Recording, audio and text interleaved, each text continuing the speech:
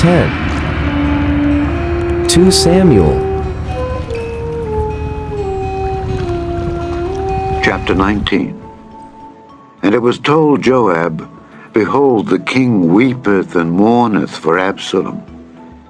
And the victory that day was turned into mourning unto all the people, for the people heard say that day how the king was grieved for his son. And the people gat them by stealth that day into the city, as people being ashamed steal away when they flee in battle. But the king covered his face, and the king cried with a loud voice, O my son Absalom! O Absalom, my son, my son! And Joab came into the house to the king and said, Thou hast shamed this day the faces of all thy servants, which this day have saved thy life, and the lives of thy sons and of thy daughters, and the lives of thy wives, and the lives of thy concubines, in that thou lovest thine enemies, and hatest thy friends.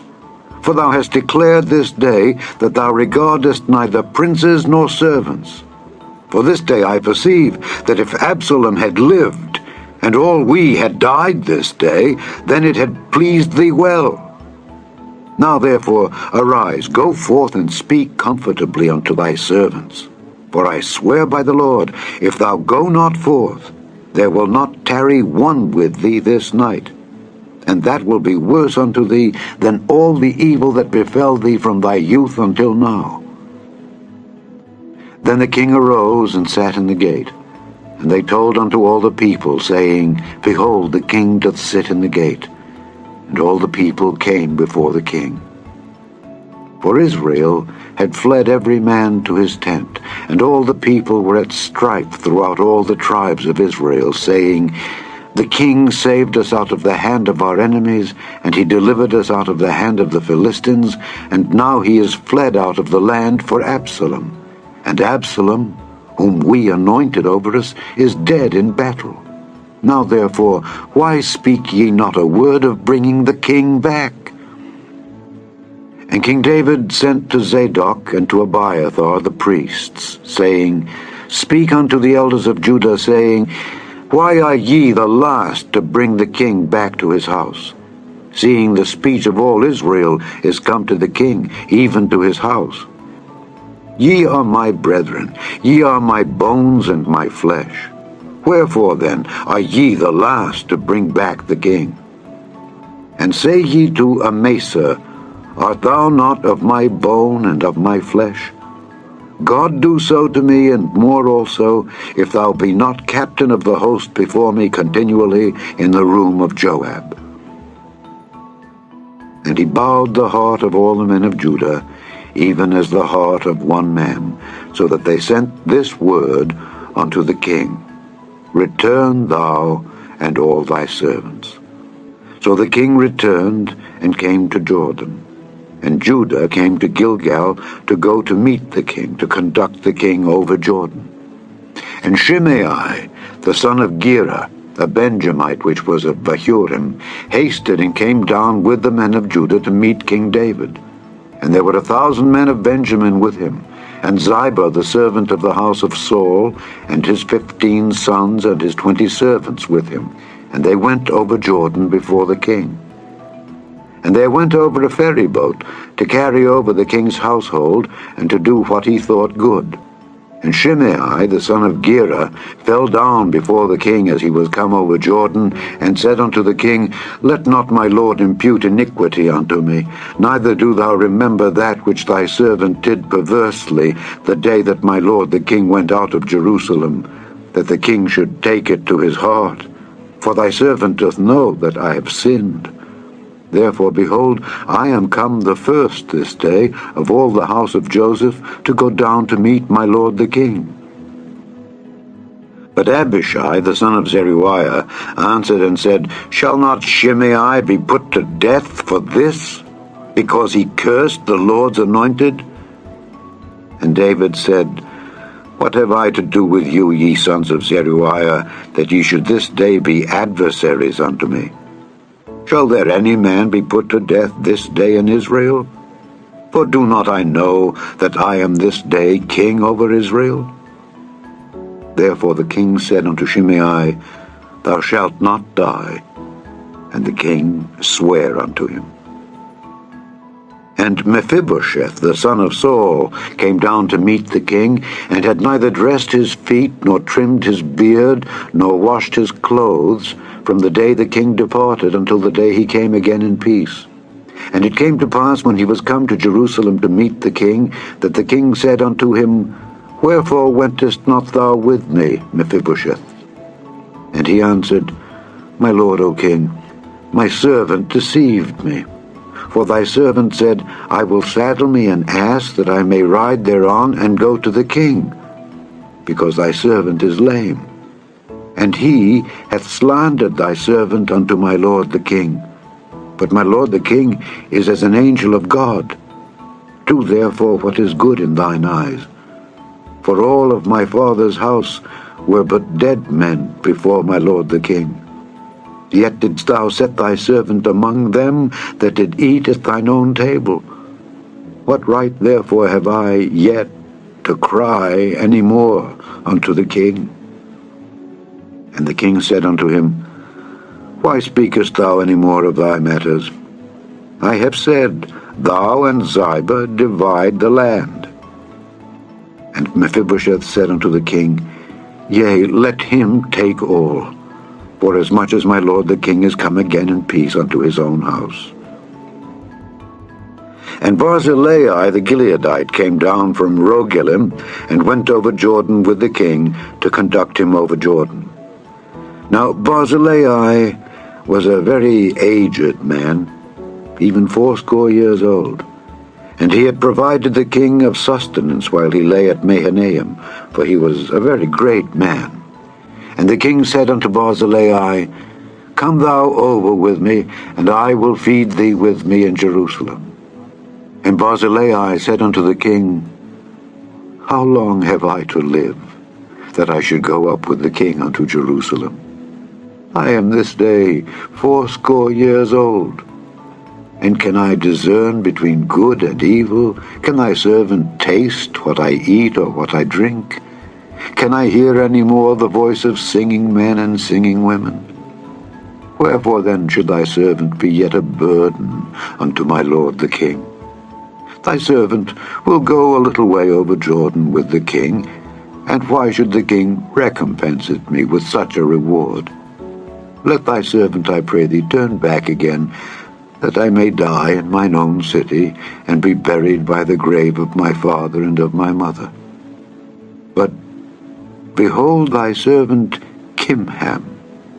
Let him go over with my lord the king, and do to him what shall seem good unto thee. And the king answered, Kimham shall go over with me, and I will do to him that which shall seem good unto thee. And whatsoever thou shalt require of me, that will I do for thee. And all the people went over Jordan. And when the king was come over, the king kissed Barzillai and blessed him, and he returned unto his own place. Then the king went on to Gilgal, and Kimham went on with him, and all the people of Judah conducted the king, and also half the people of Israel. And behold, all the men of Israel came to the king, and said unto the king, Why have our brethren the men of Judah stolen thee away, and have brought the king and his household, and all David's men with him, over Jordan? And all the men of Judah answered the men of Israel, Because the king is near of kin to us. Wherefore then be ye angry for this matter? Have we eaten at all of the king's cost, or hath he given us any gift? And the men of Israel answered the men of Judah, and said, We have 10 parts in the king, and we have also more right in David than ye. Why then did ye despise us, that our advice should not be first had in bringing back our king? And the words of the men of Judah were fiercer than the words of the men of Israel. Chapter 20. And there happened to be there a man of Belial, whose name was Sheba, the son of Bichri, a Benjamite. And he blew a trumpet and said, We have no part in David, neither have we inheritance in the son of Jesse. Every man to his tents, O Israel. So every man of Israel went up from after David and followed Sheba the son of Bichri. But the men of Judah clave unto their king from Jordan even to Jerusalem. And David came to his house at Jerusalem, and the king took the 10 women his concubines, whom he had left to keep the house, and put them in ward, and fed them, but went not in unto them. So they were shut up unto the day of their death, living in widowhood. Then said the king to Amasa, Assemble me the men of Judah within 3 days, and be thou here present. So Amasa went to assemble the men of Judah, but he tarried longer than the set time which he had appointed him. And David said to Abishai, Now shall Sheba the son of Bichri do us more harm than did Absalom. Take thou thy lord's servants, and pursue after him, lest he get him fenced cities, and escape us. And there went out after him Joab's men, and the Kerethites and the Pelethites, and all the mighty men. And they went out of Jerusalem to pursue after Sheba the son of Bichri. When they were at the great stone which is in Gibeon, Amasa went before them. And Joab's garment that he had put on was girded unto him, and upon it a girdle, with a sword fastened upon his loins in the sheath thereof. And as he went forth, it fell out. And Joab said to Amasa, Art thou in health, my brother? And Joab took Amasa by the beard with the right hand to kiss him. But Amasa took no heed to the sword that was in Joab's hand. So he smote him therewith in the 5th rib, and shed out his bowels to the ground, and struck him not again, and he died. So Joab and Abishai his brother pursued after Sheba the son of Bichri. And one of Joab's men stood by him and said, He that favoureth Joab, and he that is for David, let him go after Joab. And Amasa wallowed in blood in the midst of the highway. And when the man saw that all the people stood still, he removed Amasa out of the highway into the field, and cast a cloth upon him, when he saw that every one that came by him stood still. When he was removed out of the highway, all the people went on after Joab to pursue after Sheba the son of Bichri. And he went through all the tribes of Israel unto Abel and to Bethmaachah and all the Beerites, and they were gathered together and went also after him. And they came and besieged him in Abel of Bethmaachah, and they cast up a bank against the city, and it stood in the trench. And all the people that were with Joab battered the wall to throw it down. Then cried a wise woman out of the city, Hear, hear! Say, I pray you unto Joab, Come near hither, that I may speak with thee.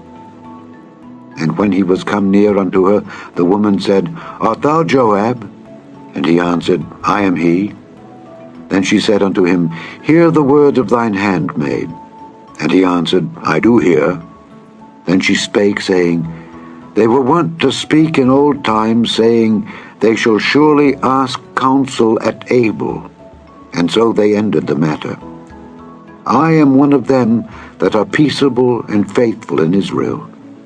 Thou seekest to destroy a city and a mother in Israel. Why wilt thou swallow up the inheritance of the Lord? And Joab answered and said, Far be it from me that I should swallow up or destroy.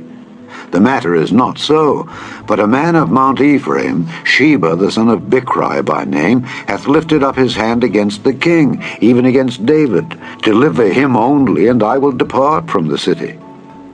And the woman said unto Joab, Behold, his head shall be thrown to thee over the wall. Then the woman went unto all the people in her wisdom, and they cut off the head of Sheba the son of Bichri, and cast it out to Joab. And he blew a trumpet, and they retired from the city, every man to his tent. And Joab returned to Jerusalem unto the king. Now Joab was over all the host of Israel, and Benaiah the son of Jehoiada was over the Kerethites and over the Pelethites, and Adoram was over the tribute, and Jehoshaphat the son of Ahilud was recorder, and Sheva was scribe, and Zadok and Abiathar were the priests. And Ira also, the Jairite, was a chief ruler about David. Thanks for watching, and may God bless us all.